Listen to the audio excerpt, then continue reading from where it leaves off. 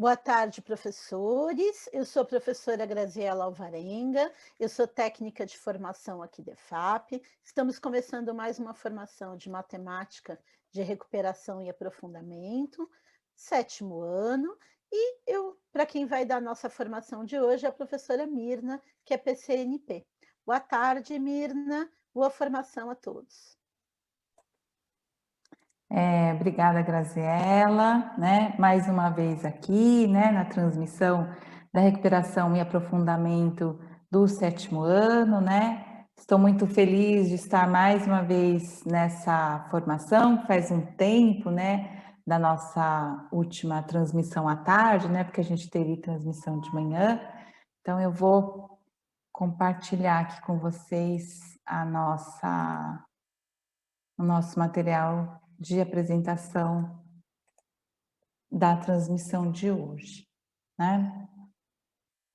Então, hoje a gente vai estar falando da SA4, né, que é a última sequência do volume 2 do segundo bimestre, né, e a gente está encerrando aí esse ciclo, né, de formações que a gente teve do volume 2 do material Aprender Sempre.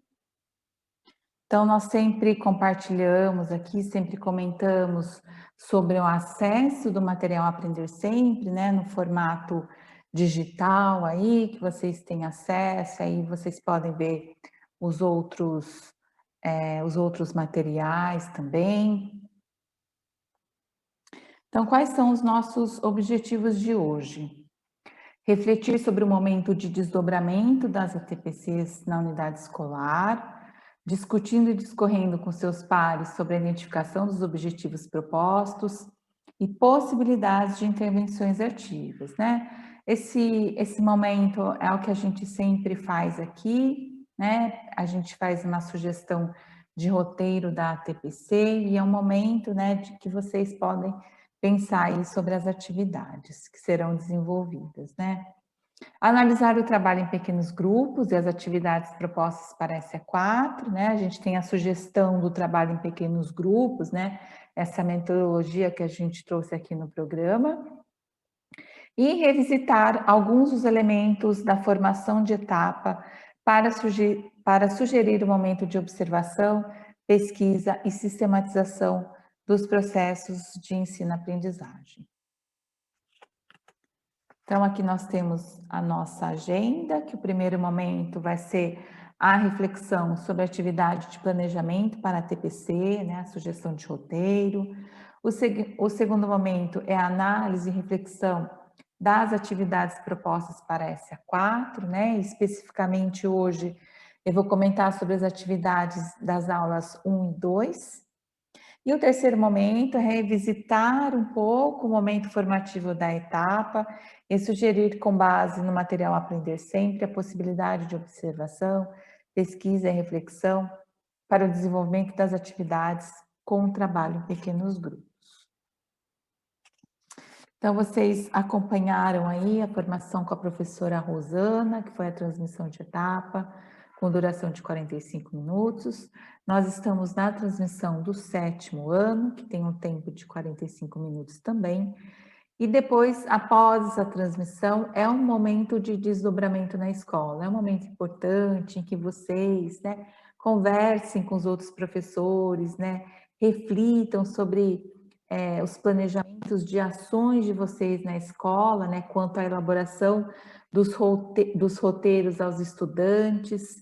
Então, é o momento para pensar, né, quais essas atividades, né, são propícias, né, para aprendizagem, né, ou pensando aí nas experiências uns dos outros, né, acho que esse momento do desdobramento, ele é bem importante, né, então, pensando nesse momento do desdobramento, então, esse primeiro momento é sobre a reflexão sobre a atividade de planejamento para a TPC e a nossa sugestão aqui da nossa transmissão.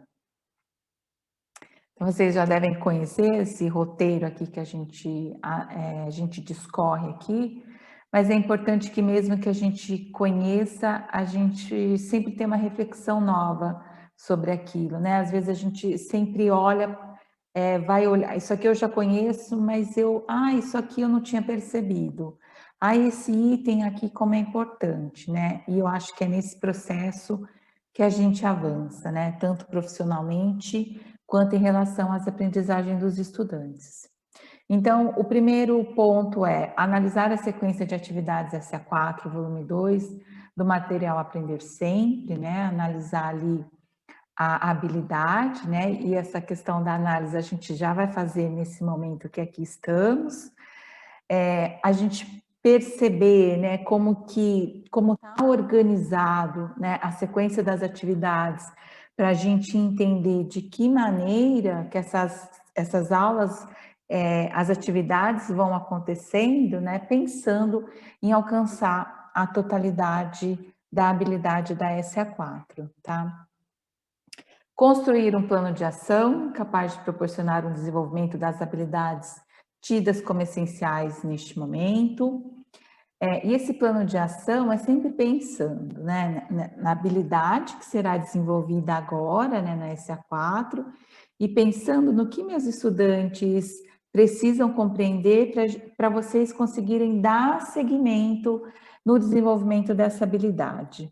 Que penso que isso é um movimento muito da nossa profissão, né, da gente pensa assim, vou fazer isso, vou oferecer isso aos estudantes, mas para isso eles têm que ter passado por algumas habilidades anteriores, né?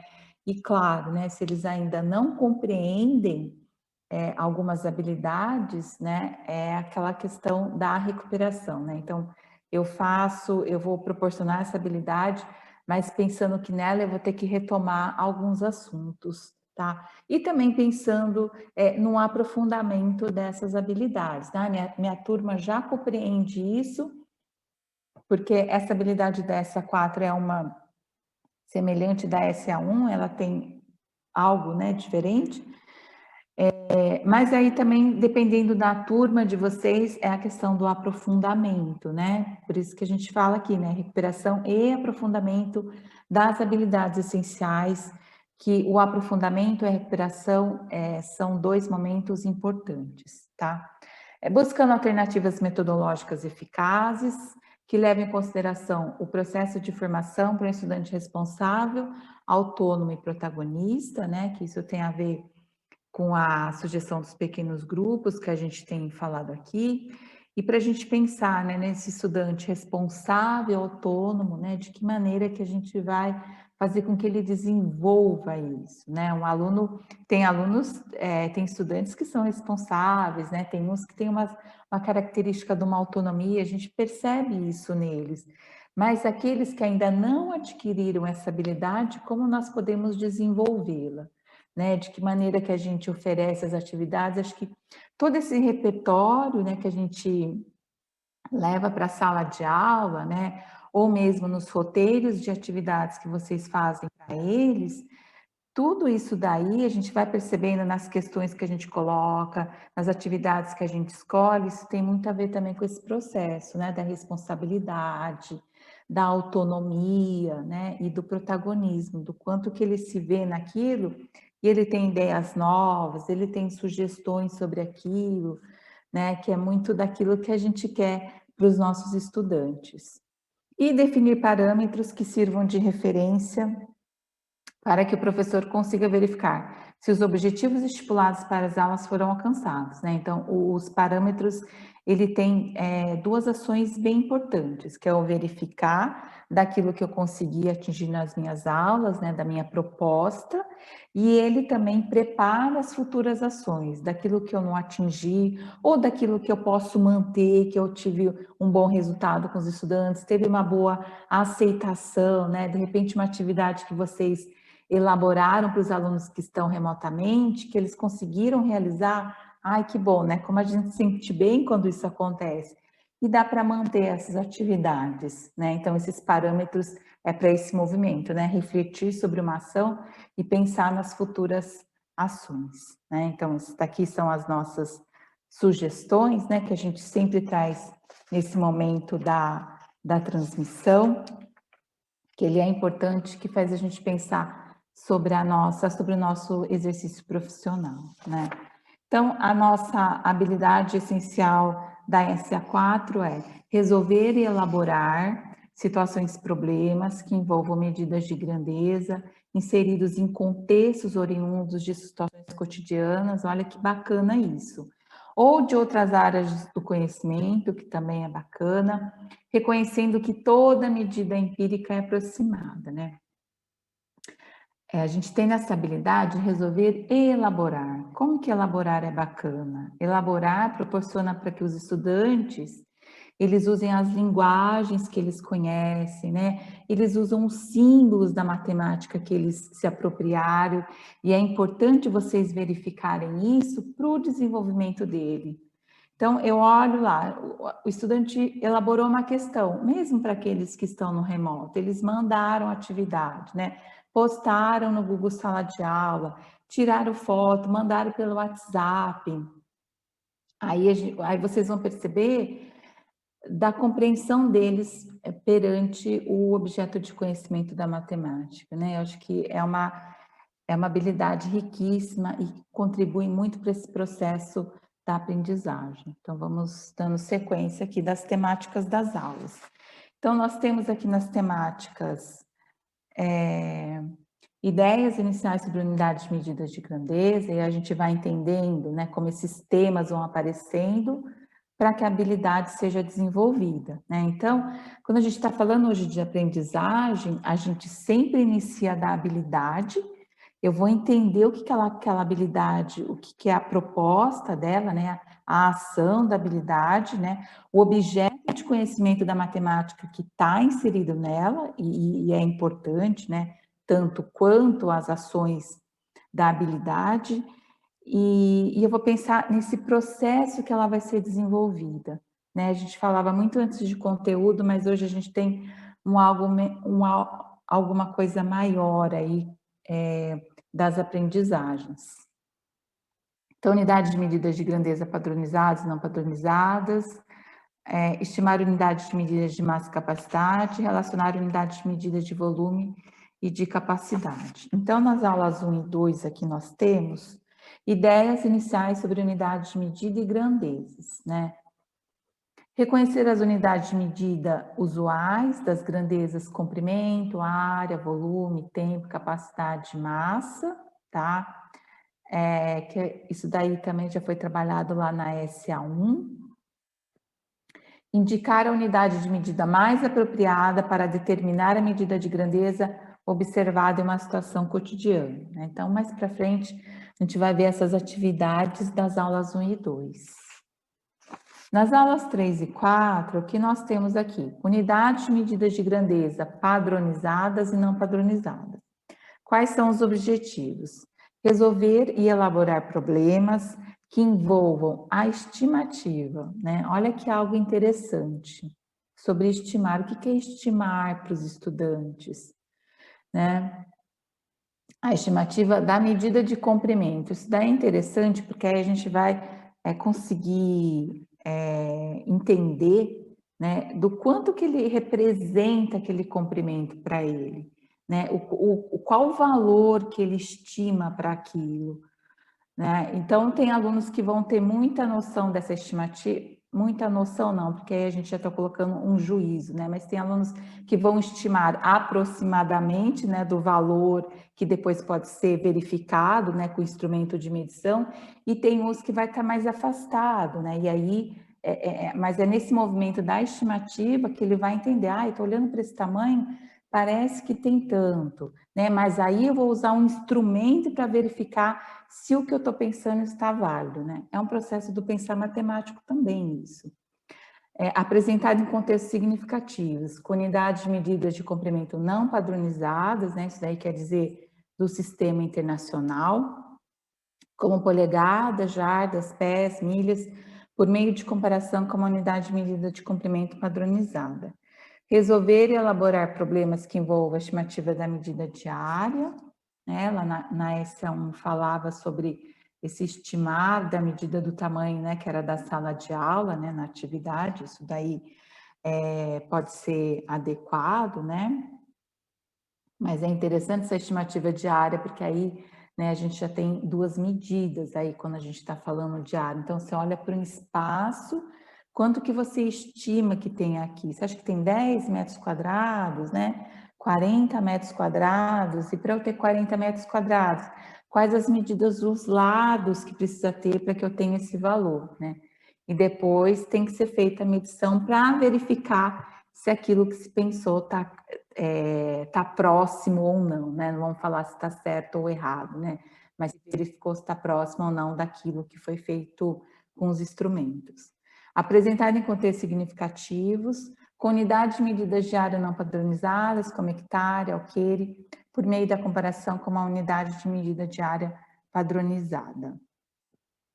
Nas aulas 5 e 6, nós vamos ter estimar unidade de medida de massa e de capacidade. Então, resolver e elaborar problemas que envolvam a estimativa da medida de massa, apresentado em contextos significativos, com unidades de medidas de massas não padronizadas, né, que não estão no sistema, como arroba, quilate, tonelada, por meio de comparação com uma unidade de massa padronizada. Resolver e elaborar problemas que envolvam a estimativa da medida de capacidade, apresentada em contextos significativos, com unidade de medida de capacidade não padronizada, como colher de chá, colher de sopa, xícara de chá, né? Porque aí no caso cada um pode ter um formato, cada um pode ter um tamanho, como copo americano e barril de petróleo, por meio da comparação com uma unidade de medida de capacidade padronizada. E aquele estimar tem a ver com aquilo que eu comentei anteriormente do comprimento. E as aulas 7 e 8, deixa eu passando aqui minhas folhinhas para frente também, e nas aulas 7 e 8, relacionar unidades de medidas de volume e de capacidade, né? O que é volume, né? O que é capacidade? E os objetivos das aulas são relacionar a relação entre 1 litro e 1 decímetro cúbico, né? Então, é aquela perguntinha que eu sempre faço, né? O que é decímetro cúbico para o estudante? Será que ele compreende? E a gente falou numa transmissão anterior, né, sobre a linguagem, né, sobre o significado dessas palavras, e se eu não compreendo, como que eu posso fazer, né? Qual o meio que eu posso o que eu posso utilizar aí quando eu não estou entendendo tais palavras, né? Então, o aluno tem que buscar, o estudante vai buscar a compreensão dessas palavras, né? Para que ele entenda a totalidade, né, do que está ali, né? Ou entenda o que está sendo pedido. Entre o mililitro, nossa, o que é mililitro? Olha só a palavra. E 1 centímetro cúbico, o que é cúbico? E entre litro e metro cúbico, né? Essas coisas, né, que a gente comenta, que às vezes para a gente é tão óbvio, mas às vezes para eles não é, né? Tem coisas que não são óbvias para os estudantes, né? E é dessa maneira que é aquele movimento, que ele vai compreendendo, né? Essas pequenas coisas, vou falar assim, da matemática, mas à medida que ele vai avançando, e o estudante vai sentir, nossa, eu estou compreendendo isso, nossa, isso aqui está fazendo sentido para mim. Ah, isso aqui o professor me explicou, ah, o professor não me explicou, ah, um amigo explicou. É nisso daí que ele vai avançando, né, na compreensão da matemática que a gente entende, a gente percebe no nosso dia a dia de trabalho, né, eu sei disso, que é um desafio, né, a matemática, né, esse desenvolvimento dos objetos, né, da compreensão disso tudo isso, mas a gente gosta muito, né, daquilo que faz, né. Resolver problemas envolvendo cálculo de capacidade, né, de recipientes. Então, essas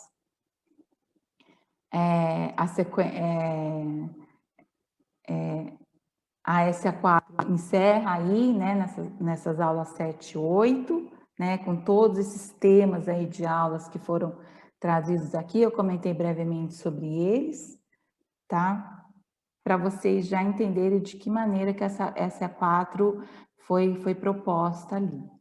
E agora, nesse momento, a gente vai olhar as atividades que nós temos nas aulas 1 e 2, né? Já aproveitando esse momento aqui que vocês estão, né? Já que estamos aqui, vamos aproveitar e a gente estuda um pouco, a gente compreende mais um pouco, a gente vai discorrendo, eu vou comentando aqui, vou discorrendo sobre essas atividades com vocês, e aquele movimento, né? Nossa, eu nunca tinha pensado nisso. Nossa, acho que na próxima aula, acho que eu vou comentar disso, né? Nós, professores, nós costumamos fazer muito isso, né? Daquilo que a gente troca com os outros professores, ou de uma conversa, ou de uma formação que a gente participa, e a gente começa a ter, a gente tem novas ideias para levar para os estudantes, né? Pensando numa melhor compreensão deles. É sempre esse nosso movimento, né? A nossa prática profissional, ela é essa constância, né? Da gente estar pensando de que maneira que a gente vai fazer isso, de que maneira que os estudantes entendem melhor. Eu entendo essa prática nossa, né? E do dia a dia, né? Eu sei que não é fácil, né? Esse desenvolvimento da aprendizagem da matemática, mas eu acho que a gente está caminhando, a gente tem uma compreensão maior do que são as habilidades, né? Eu acho que as propostas, as atividades que nós temos, né? Tanto do currículo em ação como do Aprender Sempre, ela favorece para isso, né? Então, nós temos aí elementos, né, e o suporte que nos auxiliam nisso. Então, nós temos aqui, né, nas aulas 1 e 2, o que você entende por medir? Quais as unidades de medidas que você conhece? Então, isso daí está falando, a gente tem aqui uns questionamentos, né, e que eles vão registrar da compreensão deles, do que eles entendem, o que você entende por medir, o que é medir?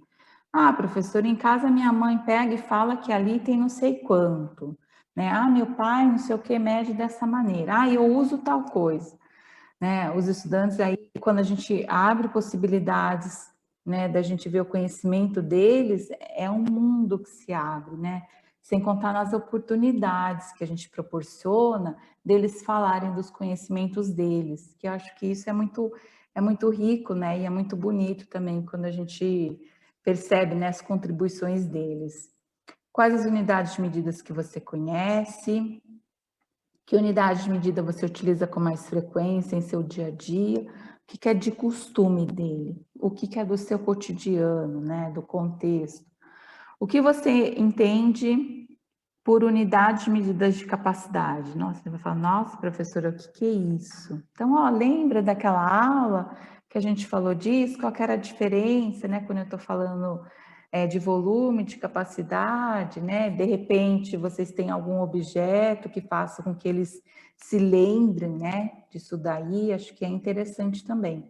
As unidades de medida de massa são muito utilizadas em nosso dia a dia. Que unidade de medida de massa você conhece? Cite alguns exemplos. Vamos avançando aqui.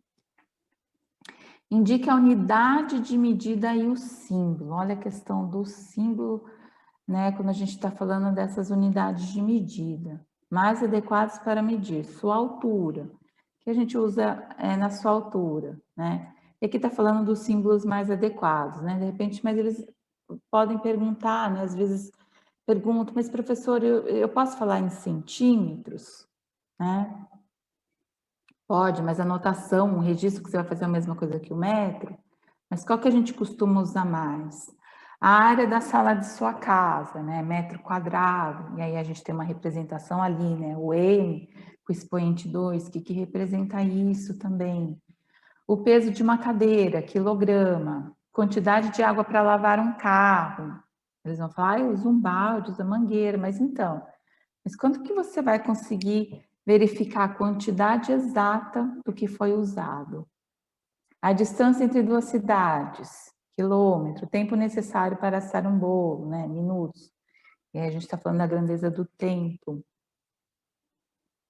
Dê exemplos de grandezas, né? Objetos que podem ser medidos utilizando 1 decímetro cúbico, né? O que é decímetro cúbico, né? Que é essa representação que está aí, né? E aí a gente vai vendo que são das atividades que nós temos, né? E daquilo que a gente vai intervindo, mediando, é disso daí que a gente vai ajudando nossos alunos no entendimento, na compreensão, né? Na aprendizagem. Líquido numa garrafa de café, né? Pode ser outros também, né? A tonelada, um ônibus, pode ser outros também. Um hectare, né? Quando que a gente usa hectare? Você já ouviu falar do hectare? A área de um terreno, dependendo do estudante, ele vai conhecer sim, né? Dependendo da área dele, dependendo de onde vocês estão aí, né? No estado, eles vão ter compreensão. Uma polegada, tamanho da tela de aparelhos de TV, né? E de algo que eles gostam muito, que são dos celulares, né? Ah, professora, meu celular tem tantas polegadas, tal, né? Então, isso aí foram os exemplos, né, de grandezas, e aqui nós temos uma atividade que a professora de Regina pediu para que ela fizesse uma pesquisa sobre unidades de medidas utilizadas no dia a dia. Na pesquisa, a Regina destacou as seguintes unidades de medida, e aí tem ali várias, tá? Após a pesquisa de Regina, a professora perguntou quais das unidades de medida pesquisadas não corresponde à unidade de medida padronizadas, né? Qual deverá ser a resposta de Regina, né? Uma suposição aí do que ela escolheria. Né? E depois disso, por que será? Né? O que vocês pensam sobre isso? Por que essa é padronizada e por que essa não é?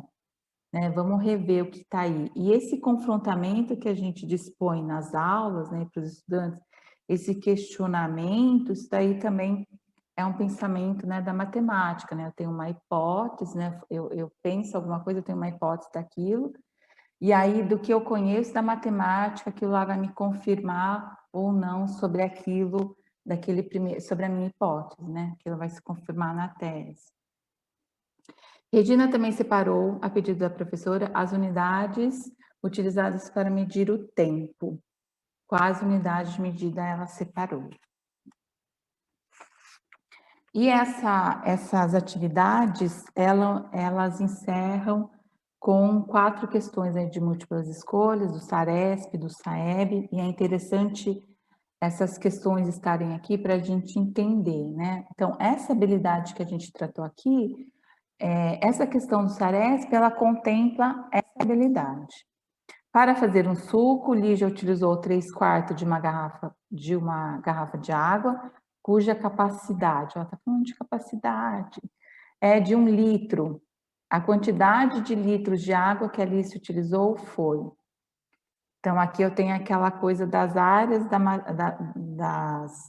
das áreas aí, né, se interligando. O que é 3/4, né? E o que é o 3/4 de 1 litro? E aí, outro dia assisti uma aula do professor Jonas no CMSP e ele traz um copo para mostrar ali como que é feito isso. De repente, vocês podem mostrar, né, com uma garrafa de 1 litro, né, divide ali em 4 partes, coloca as medições ali para que eles percebam, né? E esse visual na matemática, ele nos ajuda muito, né? Ele nos contribui muito. Porque às vezes, né, para que a gente alcance aqueles pensamentos mais altos, né, da matemática, ele vai precisar percorrer por etapas. E às vezes tem estudante que precisa do visual, né? Ele precisa do concreto, precisa ali olhar para que ele entenda e para que ele sistematize aquilo, né? Para que ele resolva a conta, tal. Então, isso daí são recursos que a gente comenta isso aqui, mas acho que o processo de formação é esse, né? Da gente pensar dos objetos matemáticos, da gente pensar na habilidade e quais caminhos e o que a gente vai oferecendo aí para os estudantes, né? Pensando sempre na compreensão. Uma garrafa de refrigerante tem 1,5 litro de capacidade. Para comprarmos 9 litros desse refrigerante, devemos pedir, né, quantas garrafas que estão ali. E se os estudantes marcarem uma, né, que não é correta, por quê, né? Por que você pensou nessa, né? Qual conta que você utilizou? Qual raciocínio que você utilizou para resolver essa questão? Então, nas últimas questões aqui nós temos, foi feita a medição do comprimento da parede de uma sala, utilizando como instrumento de medida uma fita métrica. Será que eles conhecem fita métrica, né? Alguns sim, alguns não, mas é sempre, acho que a gente sempre tem uma oportunidade de trazer, né, esses instrumentos de medições que às vezes, essas ferramentas, né, de medições que às vezes alguns conhecem, outros não. De apenas 80 centímetros. Essa medição correspondeu a 5 medidas e meia da fita. Quantos metros de comprimento tem a parede? Tem uns que vão desenhar, né? Tem uns que vão fazer a conta direto, né? essas possibilidades de resoluções que também enriquecem, né? O que cada um pensou, nossa, não tinha pensado dessa maneira, e entre eles, entre os estudantes, eles trocam muito isso, né? Essas resoluções aí, que é uma das questões quando a gente também está falando do trabalho em pequenos grupos, né? Que eles vão resolver atividade individualmente, e depois eles socializam ali com os pares, né? Eles socializam no grupo e que cada um vai trazer ali o que pensou, né, as suas, o que pensou, como que ele chegou naquele resultado. Na construção do alicerce de uma casa, o pedreiro necessita dosar as quantidades de pedra, areia e cimento. A unidade de medida usual para a compra de pedras é o... Tem estudante que vai saber isso na hora, né? Tem estudante que não. Ah, mas por que é dessa maneira? Né? Então, vamos fazer uma pesquisa sobre isso, por que que usa isso para quando a gente está falando de areia. Então, a gente sempre tem aí possibilidades, né, de fomentar a discussão das atividades, tá? Então, aqui a gente encerra essas atividades, tá? O comentário das atividades. E aqui, né, vou falar aqui para vocês sobre a sugestão de ações para o modelo presencial, que é um pouco daquele quadro que a gente fez na transmissão anterior, que a gente mostrava dos grupos que estavam presencial, do grupo que estava remotamente, que estavam acompanhando da casa, só que hoje aqui também a gente vai falar dos estudantes que não têm acesso. Então, para o modelo presencial, né, então vai ter exposição de conteúdo, agrupamento dos estudantes, né, que a gente está falando do modelo dos pequenos grupos, respeitando o distanciamento, né, sempre com esse cuidado, né, a gente pensa que nas formações, nesse momento que nós estamos, né, que está difícil, mas a gente tem esse cuidado, né, de trazer, de estruturar a formação pensando, né, nesses cuidados que nós temos que ter agora, tá? Dos estudantes respeitando o distanciamento, discussão das atividades em pequenos grupos, pesquisa das palavras não conhecidas e construção do significado dessas palavras, né, que foi uma das propostas que a gente já comentou aqui, consulta repositório do centro de mídias, resolução das atividades individualmente e depois a discussão do grupo, como eu já falei para vocês. Pesquisa de possibilidades de uso do conteúdo na vida real e essa habilidade que eu comentei aqui, ela é muito feliz para isso, né, para a gente falar do contexto dela, e a construção de relatório individual e em grupo, né, e o feedback do professor, que é sempre importante, porque é esse movimento, né, do que o aluno traz, né, do que ele me oferece, eu dou uma resposta, né, sobre aquilo que ele fez, e é nesse movimento, né, que a gente vai fazendo esse caminho da aprendizagem. Para os alunos com acesso, tá? Então, a gente também colocou como uma sugestão lá da aula, da transmissão anterior, que foi a aula síncrona ou assíncrona do Centro de Mídias para o conteúdo proposto, discussão das atividades em pequenos grupos via plataforma de comunicação ou WhatsApp, né? A gente também colocou isso aqui como uma sugestão. E os outros itens aqui das nossas sugestões é igual à da anterior, né? Pesquisa das palavras que eles não conhecem, consulta repositório do centro de mídias, tá? E algo bem importante aqui para a gente refletir um pouco, né? É dos estudantes que não têm acesso, né? Como que a gente prepara um roteiro para eles, né? Pensando com todo cuidado, né? Para que ele aproveite também, né? E para que ele desenvolva, né, a aprendizagem também. Acho que a gente tem que ter muita atenção nisso. Preparar uma apostila explicativa com conteúdo abordado e indicando material para consulta. Então, se ele foi na escola pegar as atividades, então manda junto com essas atividades um livro didático, né? Ou um dicionário também. E talvez nesse roteiro dessa atividade, para os alunos que não tem acesso, pode ter mais exemplos, pode ter mais figuras, né? Priorize algumas atividades que são importantes, né? Pensando na totalidade da habilidade, mas priorize alguma. Ah, tem 8, né? Tinha 8 ou 12 atividades nessa sequência, não vai conseguir fazer as 12, mas priorize algumas. mas para que ele tenha condições de realizar, acho que isso é muito importante, né? E é nisso daí que ele vai avançando, né? E se sente pertencente também, né, da escola, embora ele não tenha acesso. Acho que isso é muito importante, tá? E aí as outras indicações são parecidas, né? Pesquisa das palavras que não conhece, construção do significado das palavras, resolução das atividades individualmente, né? E o que vai acontecer nesse caso, que ele não vai ter com quem compartilhar, né? Com quem discutir e tal. Mas depois o feedback de vocês é importante para isso também, né? E a construção do relatório individual, também que ele vai realizar assim tanto quanto os outros realizaram, mesmo que as atividades, o formato, né, a sugestão nossa era o trabalho em grupos. E aí, nosso momento aqui de interação, falamos muito sobre significado em nossas formações. Para você, professor, quais as duas primeiras palavras que vêm à sua mente quando falamos em significado no ensino da matemática? Nós temos aí contribuições, Grazi, o pessoal está muito quieto. Como que está a participação? Olha, Mirna, o pessoal está bem quietinho hoje, se bem que tem aquele delay, né, clássico, que sempre demora uns minutinhos, né?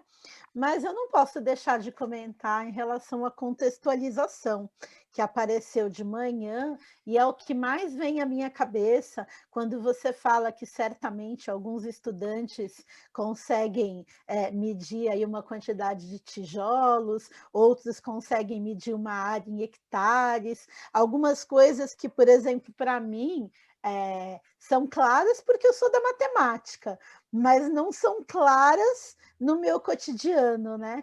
Então, eu acho que aproximar do cotidiano dos estudantes é realmente fundamental. Agora, os professores estão quietinhos, bem quietinhos, mas eu acho que Ah, a palavra de ordem para significação é contextualização, né? sim, sim, né? Que o contexto que eu acho que aproxima, né, a matemática deles, né, e faz com que tenha sentido, né, significado. Nossa, isso aqui a professora comentou. Nossa, isso aqui eu vi na escola, né? Isso daí é bem importante, né? Que é disso daí que vai dando sentido para eles, né? Precisa, Aprender né? Aprender é uma coisa assim magnífica, né? Uma coisa fantástica esse processo, né, da aprendizagem. Então, nesse quase finalizando aqui, tá? Esse terceiro momento, revisitar o momento formativo da etapa, sugerir com base no material Aprender Sempre a possibilidade de observação, pesquisa e reflexão das atividades com trabalho em pequenos grupos, né? Que isso aí foi da transmissão de etapa. Então, retomando a formação de etapa, basicamente discutimos na transmissão de etapa sobre duas fases importantes do trabalho em pequenos grupos, que é o trabalho com as expectativas relacionadas à competência, né, que será desenvolvida com os estudantes, né, pensando aí que a gente tem as competências da BNCC, a gente também tem as competências específicas, né, da matemática, né, que a gente tem, né, o argumentar, né, da matemática, né, de como que é importante isso, e também nós temos, a gente não deixa de falar, né, também do desenvolvimento das competências, né, socioemocionais. E a avaliação do trabalho colaborativo, isso daí é por parte de vocês, né, do professor, pensando, né, que de todo esse, enquanto está desenvolvendo a aprendizagem da matemática, né, de que maneira que eu consegui fazer com que meus estudantes, né, colaborem entre si, né, esse trabalho colaborativo em que um auxilia o outro, né, que todos eles aprendem, né, esse é o nosso maior objetivo, mas e também nós trouxemos, né, nas formações anteriores aqueles quadros, né, que falava dessa avaliação do trabalho em pequenos grupos, para vocês conseguirem ter um parâmetro, né? Porque a palavra que a gente usou, ter um parâmetro de como que foi desenvolvido esse trabalho colaborativo. E aí, né, nós estamos encerrando a transmissão de ano, né? Logo após, aqui é o momento de desdobramento da escola, que vocês vão pensar no planejamento das ações, né? particularidades aí que cada escola tem uma realidade, né? Cada escola tem uma realidade aí dos estudantes, né? Daqueles que têm acesso, daqueles que não têm, daqueles que estão frequentando a escola. Então, esse é o momento de pensar nesses roteiros para os estudantes, nesse momento do desdobramento na escola. Então, finalizando aqui a nossa transmissão de hoje, então nós refletimos sobre o momento de desdobramento das ATPCs na unidade escolar, discutindo e discorrendo com seus pares sobre a identificação dos objetivos propostos e possibilidades de intervenções ativas.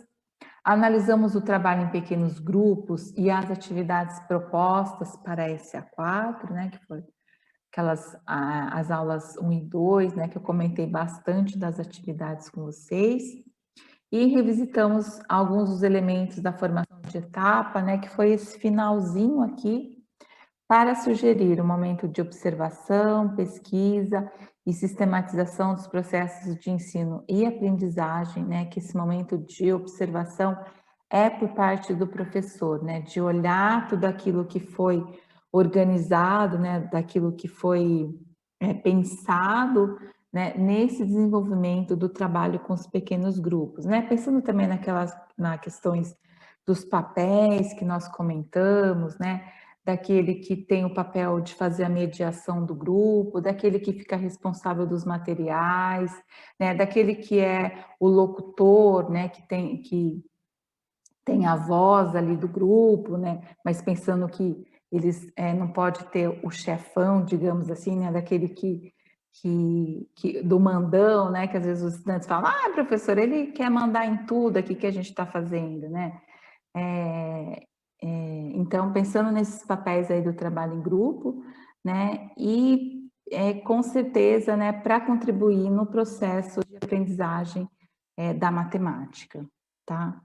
Então, aqui a gente sempre deixa as nossas referências, né, se vocês quiserem se aprofundar nos temas que trouxemos aqui, tá? E a gente encerra aqui com o nosso QR Code da avaliação da formação, né? Pensando que isso é muito importante para a gente pensar nas próximas formações aí para vocês, tá? Eu já vou me despedindo aqui, agradeço, né, a participação de vocês, eu agradeço esse momento aqui, que muito enriquece, né, nosso exercício profissional, né? Cuidem-se, fiquem bem, eu espero que a gente passe por esse momento aqui, que a gente supere tudo isso da melhor maneira possível. E até a nossa próxima transmissão daqui 15 dias. Oi, Mirna. Obrigada pela formação. Gostaria de agradecer aos professores que nos assistiram. E, sim, os professores, Mirna, alguns se desculparam no chat, que eles acharam que era reprise, eles não viram que o chat estava aberto, e aí começaram a comentar agora da importância da contextualização e de fazer algumas atividades com os estudantes aí, trazer para o cotidiano dos estudantes. Pessoal, de qualquer maneira, valeu. Nós estamos ao vivo, sim. De tarde não é reprise da formação da manhã, tá certo? Vocês podem participar, né? Não é a primeira vez que isso acontece, não vai ser a última, mas está tudo bem. Eu gostaria de agradecer a todos, valeu de qualquer maneira aqui a participação, agradeço as contribuições que apareceram agora, né? E é isso, eu acho que é bem isso que a Mirna falou, a gente está vivendo um momento difícil para todo mundo, né? E a gente precisa tentar o nosso melhor. Espero que vocês todos fiquem bem e daqui 15 dias teremos uma nova formação. Bom final de dia, boa tarde e bom restinho de semana para todos.